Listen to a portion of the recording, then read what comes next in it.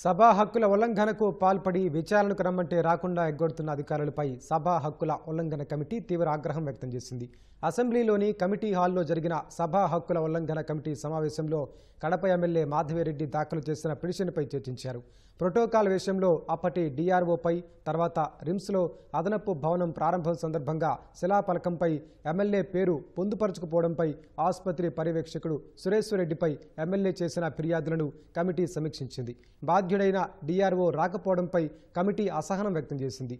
కోట్లు ఖర్చు, శిక్షణ తుస్సు, కోట్ల ప్రజాధనాన్ని వృధా చేశారని సాక్షిలో ఫిబ్రవరిలో ప్రచురించిన కథనం సభా హక్కుల ఉల్లంఘనకు వస్తుందని నందికొట్కూరు ఎమ్మెల్యే జయసూర్య చేసిన ఫిర్యాదు కూడా ప్రస్తావనకు వచ్చింది. దీనిపై వివరణ ఇవ్వాలని జూన్లో సాక్షి ఎడిటర్, చీఫ్ రిపోర్టర్కు కమిటీ నోటీసులు ఇచ్చింది. అయితే హైకోర్టు తాజా ఆదేశాల నేపథ్యంలో విషయం కోర్టు పరిధిలో ఉన్నందున ఆ ఫిర్యాదుపై కమిటీ విచారణ చేపట్టలేదు. ఎమ్మెల్యేల హక్కులకు అధికారులు భంగం కలిగిస్తున్నారని, ఇటీవల ఇలాంటి ఫిర్యాదులు ఎమ్మెల్యేల నుంచి పెరుగుతున్నాయని కమిటీ అభిప్రాయపడింది. అధికారుల వ్యవహార శైలిని ముఖ్యమంత్రి చంద్రబాబు దృష్టికి కూడా కమిటీ తీసుకెళ్లినట్లు తెలిసింది.